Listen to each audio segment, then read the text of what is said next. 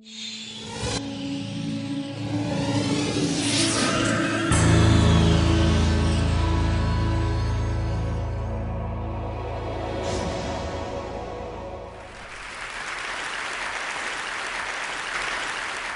I want you to look at children who become suicide bombers through a completely different lens.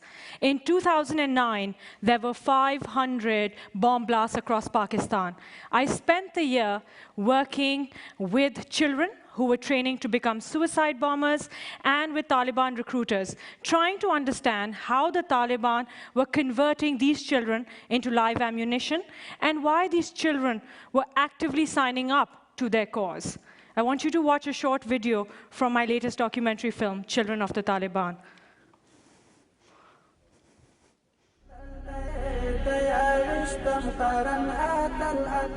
The Taliban now run their own schools.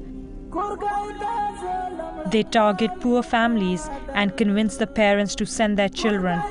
In return, they provide free food and shelter and sometimes pay the families a monthly stipend.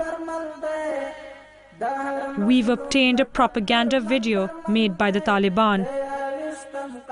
Young boys are taught justifications for suicide attacks and the execution of spies. I make contact with a child from Swat who studied in a madrasa like this. Hazrat Ali is from a poor farming family in Swat. He joined the Taliban a year ago when he was 13. Taliban किस तरह आपके इलाके में नौजवानों को दावत देते हैं लड़ने के लिए? जी दो अवल वर्तलार से जुमात के सराव गाड़ी बे चराव गाड़ी से खबर वर्तो की बे दागे न पस तरबियत लेबूजी अलत तरबियत के सादिस मादिस वर्तो हुई सादिस मादिस. He tells me the children are then given months of military training. Machine शो क्लाशनको जरके शो अबल अल्लाह तकी और यो रॉकेट लॉन्चर ग्रेनेड बम बस दा देर पर वो चीज़ इस्तेमाल हो तो काफ़ी होता पर मंग पर काफ़ी इस्तेमाल हो बेद आगे न बाद चे द पिदाई द गाड़ी हमले चल ट्रेनिंग वो खाई. आप फिदाई हमला करना चाहते हैं? अल्लाह तौफीक राकुम बेबको. I, in my research, have seen that the Taliban have perfected the way in which they recruit and train children. And I think it's a 5-step process. Step 1 is that the Taliban prey on families that are large, that are poor, that live in rural areas. They separate the parents from the children by promising to provide food, clothing, shelter to these children. Then they ship them off hundreds of miles away to hardline schools that run along the Taliban agenda. Step 2, they teach the children the Quran, which is Islam's holiest book, in Arabic, a language these children do not understand and cannot speak. They rely very heavily on teachers who I have personally seen distort the message to these children as and when it suits their purpose too. These children are explicitly forbidden from reading newspapers, listening to radio, reading any books that the teachers do not prescribe them. If any child is found violating these rules, he is severely reprimanded. Effectively, the Taliban create a complete blackout of any other source of information for these children. Step 3, the Taliban want these children to hate the world that they currently live in. So they beat these children. I have seen it. They feed them twice a day dry bread and water. They rarely allow them to play games. They tell them that for 8 hours at a time, all they have to do is read the Quran. The children are virtual prisoners. They cannot leave. They cannot go home. Their parents are so poor, they have no resources to get them back. Step 4, the older members of the Taliban, the fighters, start talking to the younger boys about the glories of martyrdom.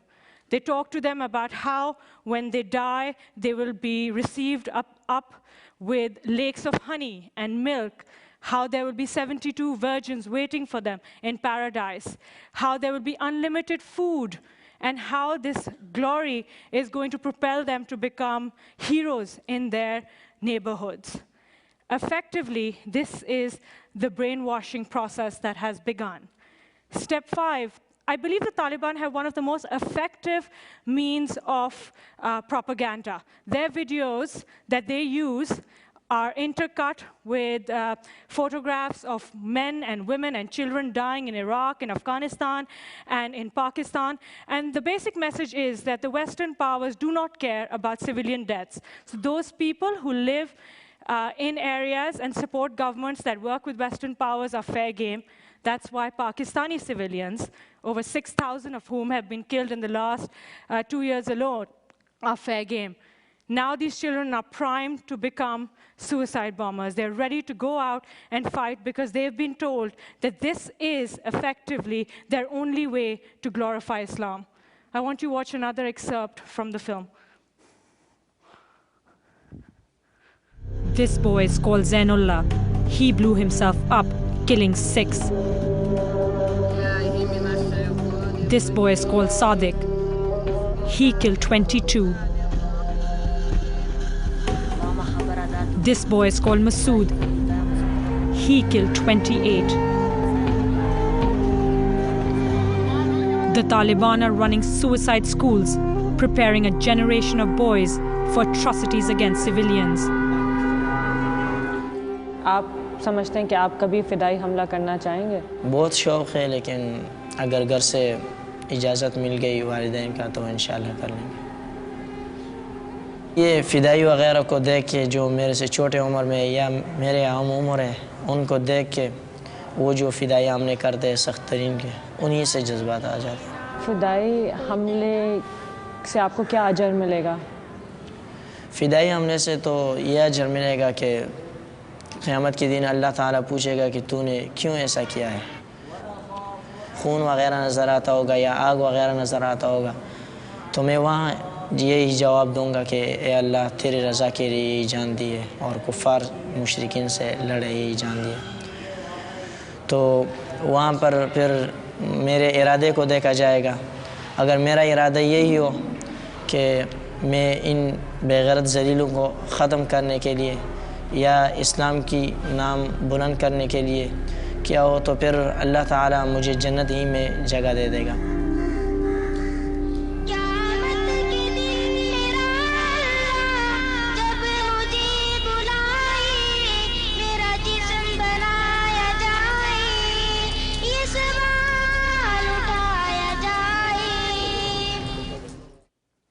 I leave you all with this thought. If you grew up in these circumstances, faced with these choices, would you choose to live in this world or in the glorious afterlife? As one Taliban recruiter told me, there will always be sacrificial lambs in this war. Thank you.